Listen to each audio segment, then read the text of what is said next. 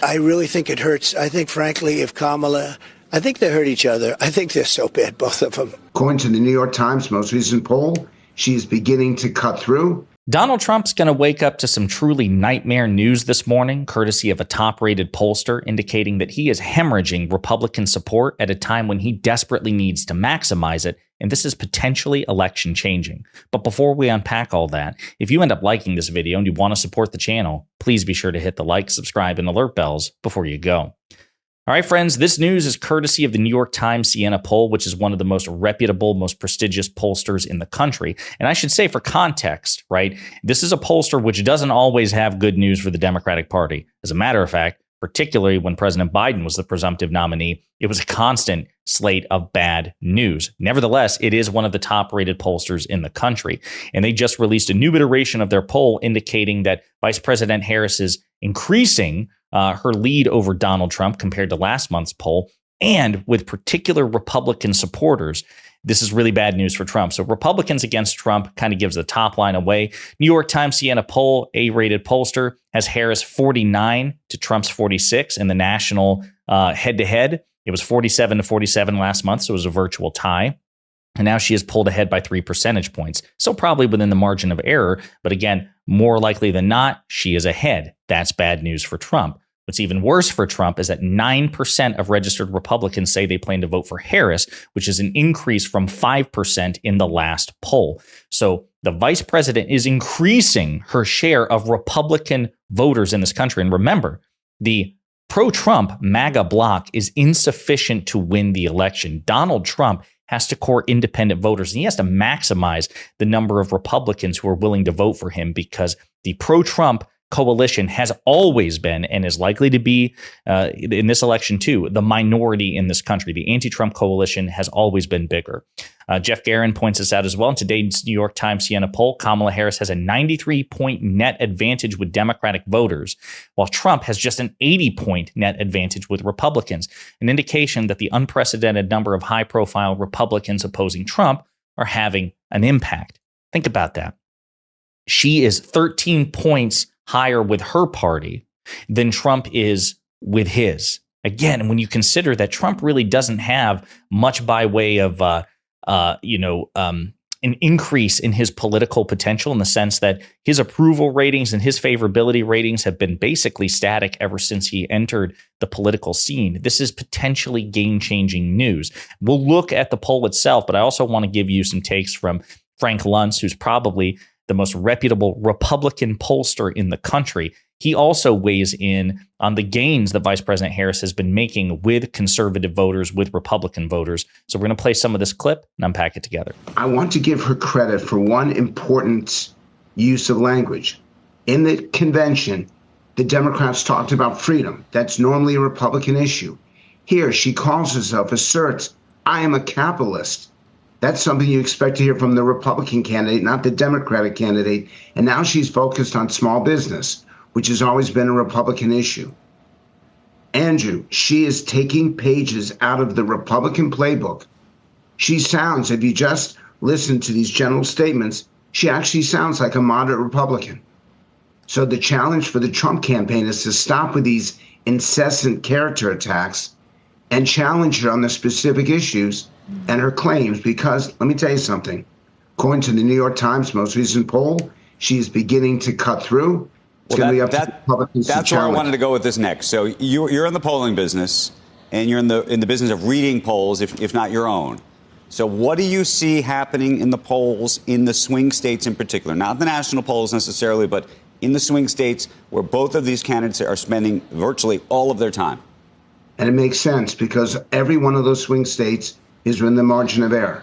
Every one of those swing states could end up in the Harris camp or the Trump camp. That this election, with exactly 1 month to go, is so darn close. And I can't find a time, a historical precedent for this, when the two candidates 30 days out were almost identical, if not identical, right, in the states that matter. That you could literally have a 270 to 268 situation, right, in the Electoral College. But let me ask.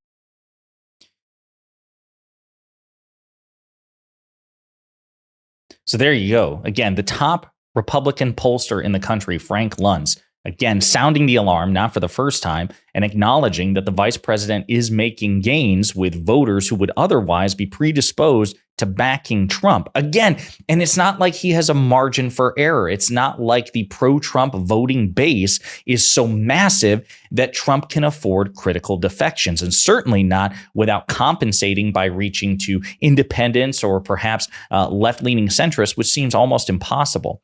As Jessica Tarlov, my favorite Fox News commentator, the lone voice of sanity on Fox, as she pointed out, for the Liz Cheney doesn't matter crowd, right? And listen, this is something that I've wrestled with genuinely, because as somebody who despises Liz Cheney's policies, I am of two minds when I see the vice president seemingly embrace more conservative rhetoric, at least on policy. Now, I do believe that it's brilliant to reclaim notions of freedom and patriotism from the Republican Party, who are not particularly interested in freedom or patriotism.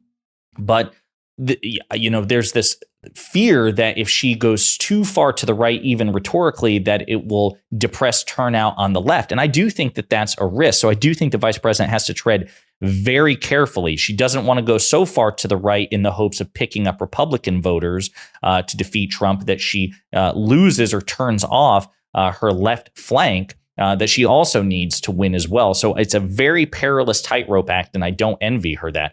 But I will say, according to these polls, it seems like she is making dividends in terms of courting Republican voters. We'll see what happens on Election Day.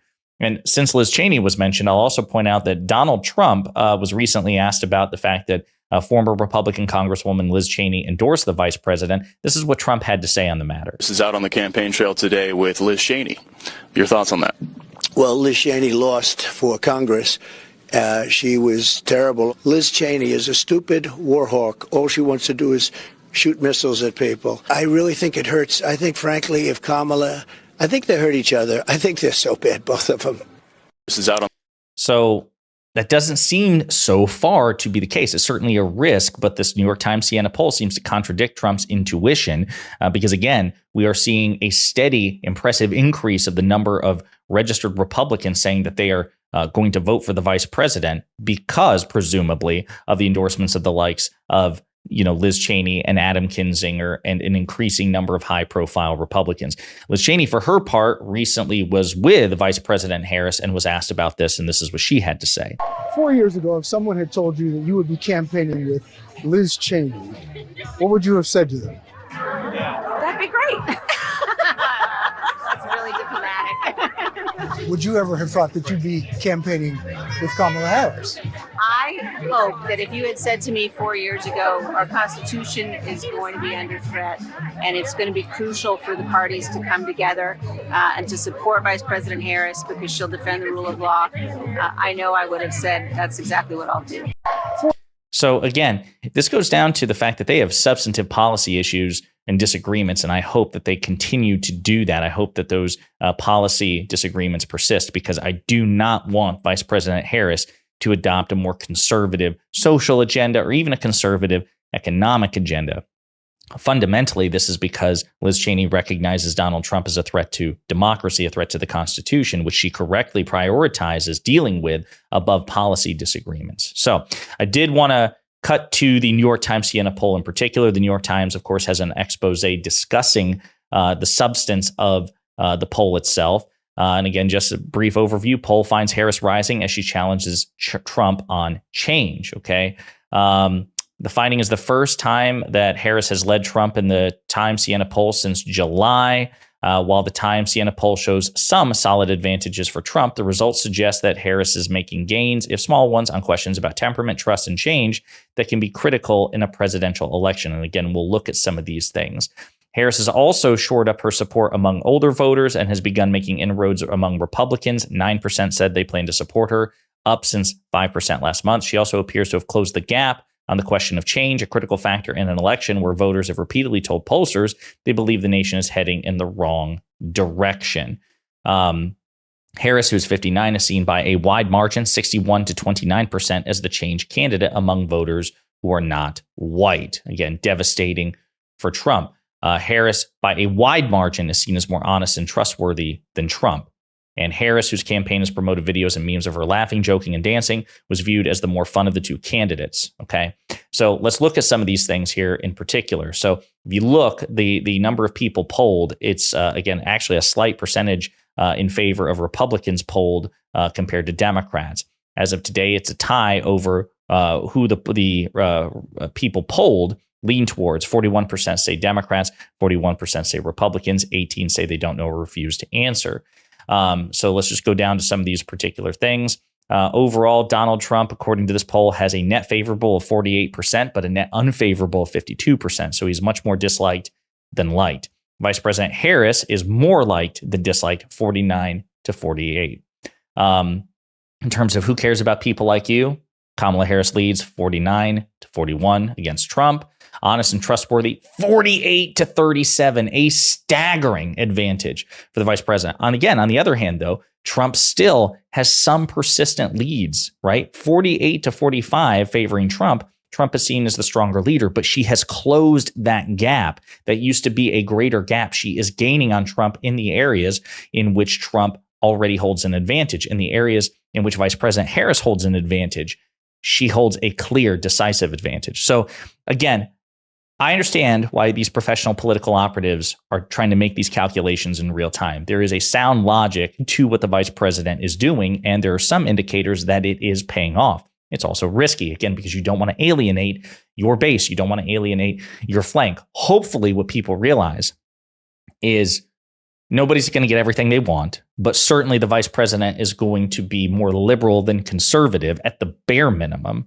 And so the conservatives will be making more concessions to a Harris administration than vice versa. And that's the way it should be, because again, at the end of the day, we don't want the conservatives in this coalition to be the tail that wags the dog. We'll have to make some concessions, I'm sure, to court their vote, and fair enough, but the vast majority of the agenda should be set by liberals and progressives.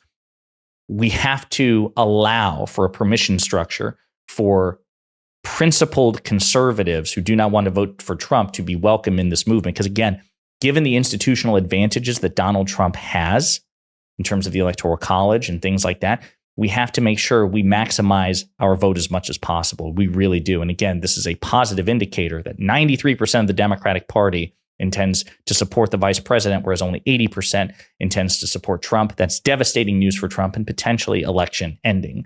In the meantime, let me know what you think in the comments.